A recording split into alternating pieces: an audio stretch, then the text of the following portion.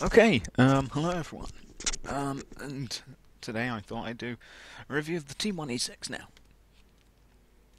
I did get the T1E6 years ago. Literal years ago. Like, I don't know, 3 maybe years ago. I had this for free because that's when they gave it out. Pardon me.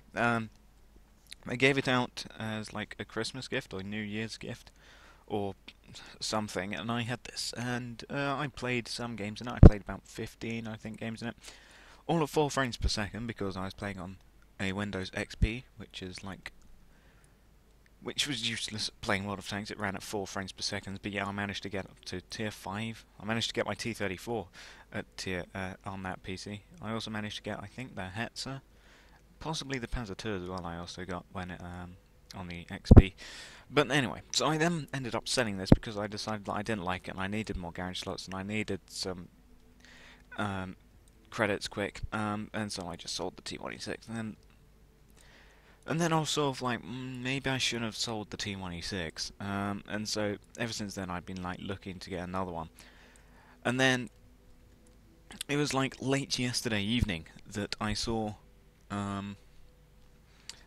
that they were having the Collector's Gem of the Week, and I looked and then I saw the Light 6C, and then I was like, oh, it must be the Light 6C and the T7 Combat Car again as a package. And I never got this tank, I never got the Light 6C, and I did have the T7 Combat Car, except I then sold it in the same manner as I did sell the T1E6 because the 50 cal isn't a particularly good anti-tank gun.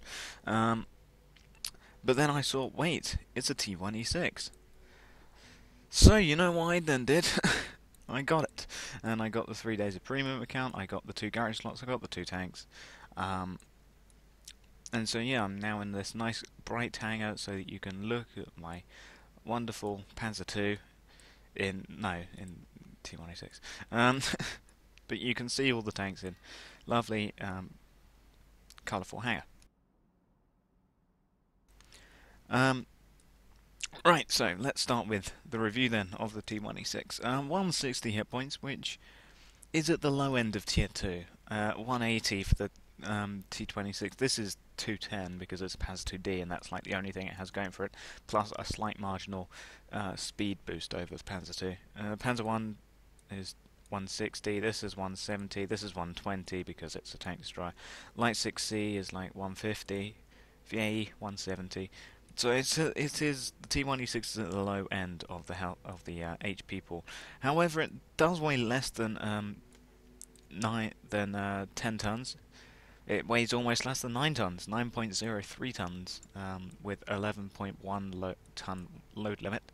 I of course do not have any of these things fitted yet, but more on that.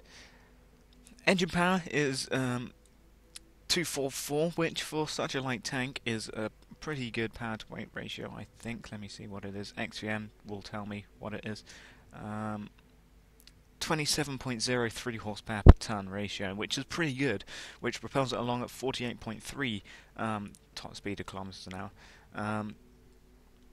So yep, there's a 48.3 kilometer an hour top speed limit, which is pretty good. Pretty good considering the Panzer II is only a 40 kilometer an hour speed limit. 38 for the Panzer 1. Light 6C, 52.5, 48 for the Universal Carrier, 55 for the Panzer 2D, so it goes along at a pretty reasonable top speed, and it has 42 degrees per second whole traverse speed, which is pretty good. That is a decent traverse speed. The armour, though, is not very good. 15 at the most at the front and 6 at the sides and rear.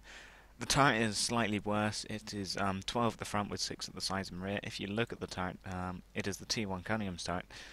And if we look at the no, not the depot, the stores. No, actually, let's look at the tech tree. Let me get up. Where is it? T1 Cunningham. Here it is. Let's just get up the T1 Cunningham here. Let's move this thing out of the way.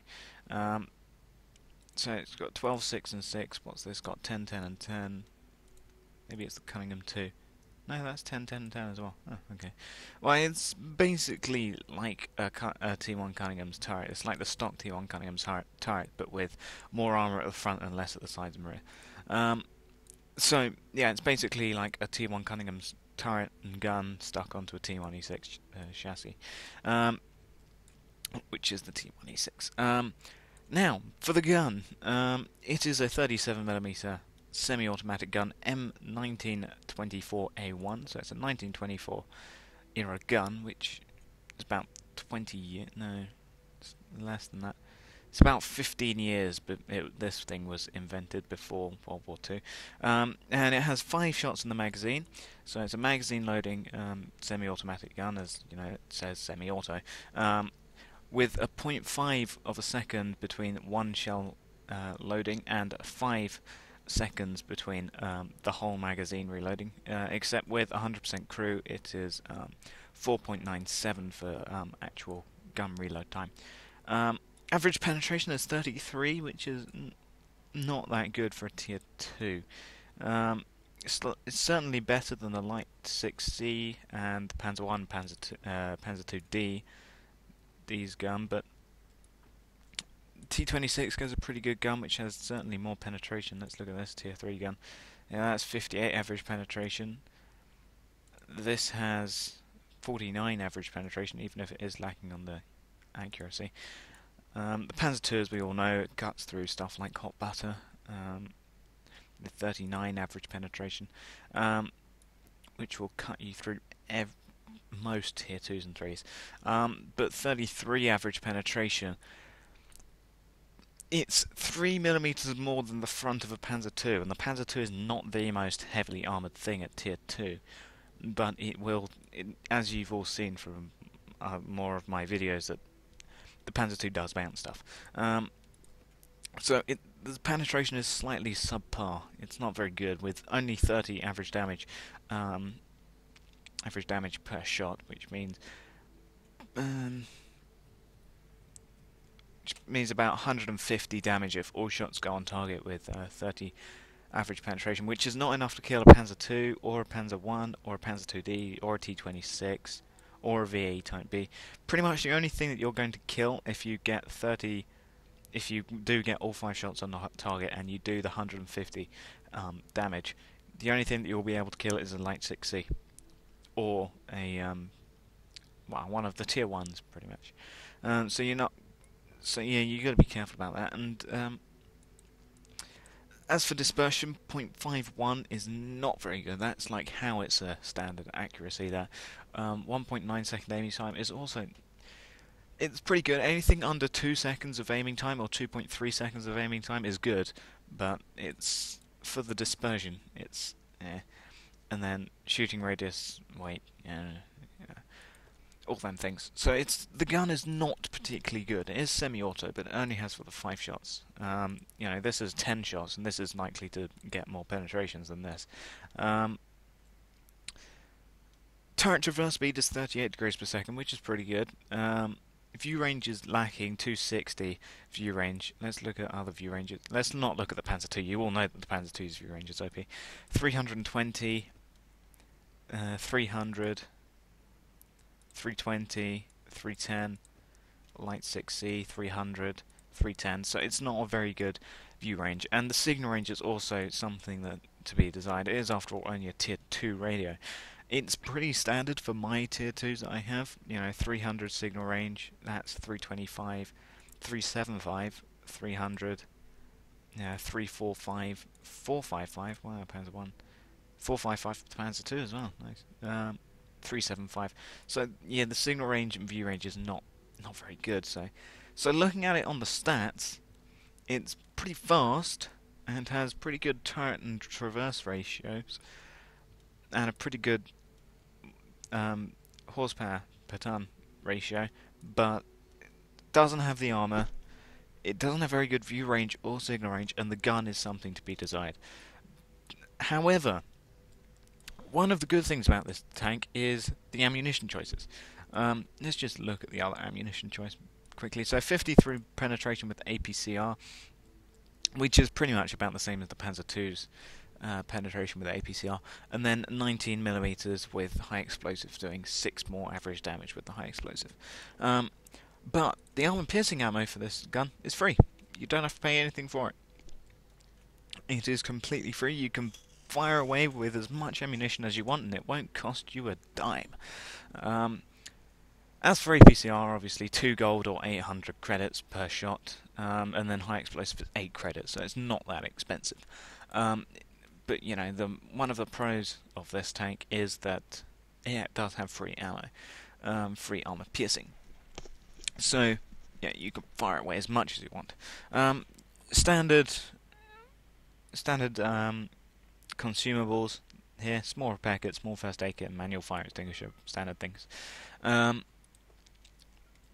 As for these things, these equipment, you only get a choice of 7 things. Obviously you can't fit a gun rammer because it's semi-auto gun. Coated optics, yes, will most certainly help, due to the fact that you don't have very good view range. It may help. It's only plus 10% though, so 10% of 260 is 26, so you've got 286 view range if you put the coated optics, which is still not very good.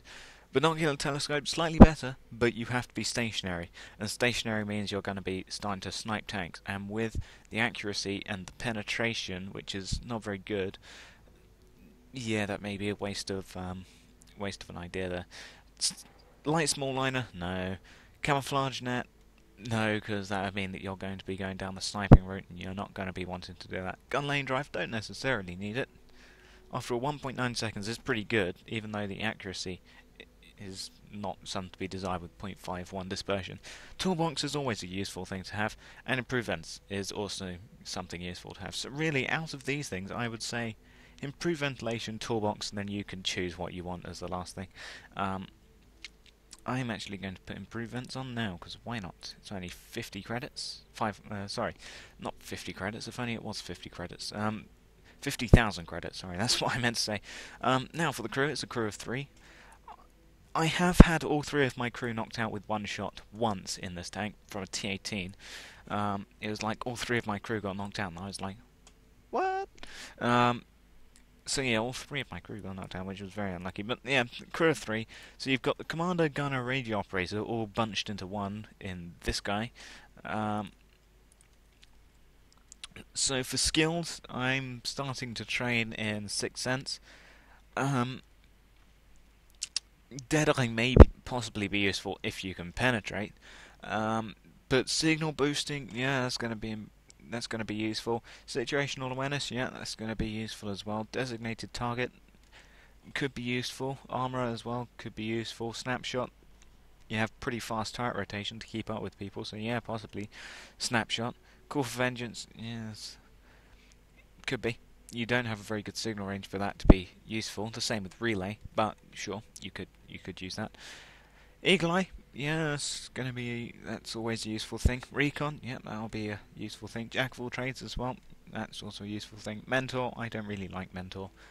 And then you've got your common stuff. And for your driver, I'm currently going with off-road driving, yep, to reduce the ground resistance. But clutch braking, don't really need it. You do have 42 degrees per second hull reverse, which is pretty good. Preventive maintenance, yeah, sure, if you keep getting set on fire. Smooth ride, accuracy on the move. You don't have a very good accuracy gun to begin with, so yeah, I would say don't really bother with that. Controlled impact, no, don't bother ramming stuff. You saw the guy that I rammed in my Panzer II in that heartbreaking Panzer II loss game. I mean, you saw how he was just like raged, and then I was like, dude, you don't have very good armor. I can easily ram you and kill you instantly. So yeah, you're not going to be wanting to ram anything in your T1E6. Then you've got your common skills for that guy, and you've got your common skills for this guy as well. I'm currently going with Adrenaline Rush because less than 10% hit points, semi-auto gun, yeah, go for it. Safe stowage, yeah, sure, do that. Intuition, you're probably going to want to carry around APCR with this gun because you don't have very good penetration, but sure. If you're carrying around APCR, sure, try that. And then that is it for the crew. It's only a crew of 3, like I said. Also, for these things, I have Accident on here, and I also have Lead Magnet as well. Because it doesn't have very good armor, so people will be like, oh, T1E6, I can easily kill him. You know, Light 6C drivers and people with 50 cows will love killing you, because you don't have any armor for them to try and penetrate with. I mean, let's look at this 15mm MG. This thing, yeah, okay. The gun, 15mm machine gun, Bisa, 27 average penetration, and you only use AP. So they're going to love you. They're going to love shooting at you with their average 27 average penetration. I mean, they don't even have enough penetration to get through the front of a Panzer II. So if there's a choice between a Panzer II and you and your T1E6, who are they going to shoot? They're going to shoot you, because they can kill you. They can easily kill you with one burst. I mean, what is the 1,106 average damage per minute? This has got 1,286 average damage per minute. What about the Panzer II? 1,445 average damage per minute. Yeah, so this has got 40 shots in a clip, and it does 8 standard damage pretty much. So they're gonna love shooting at you. They could probably kill you with one burst. Well, with one whole magazine, they could probably finish off you and your T1E6. I mean, it may seem like small damage, but the amount of times that these machine guns shoot, it quickly racks up the damage on you. So, yeah, they're gonna love killing you. So, overall, then, with our T1E6 here, it has below average hit points, and not a very good gun, and no armor to speak of. 3 crew, which is pretty standard. Not very good view range, or very good signal range, but it's pretty quick, it's pretty light, it has a decent traverse speed and turret traverse speed, and the ammo's free. So overall, I haven't yet managed to get enough games with this now in order to refresh my memory of what I think of this T1E6. But overall, it's probably going to work best as a flanker, so try and work your way around the flank with your speed so that the penetration doesn't necessarily matter, because no tank really at tier 2 has got very good side or rear armor. So yeah, work your way around the flank with your speed, and yeah, put your free armor piercing shots into them, killing them that way. Don't try and face off against people. And that's what I would say about the T1E6. So I'll thank you for watching, and goodbye.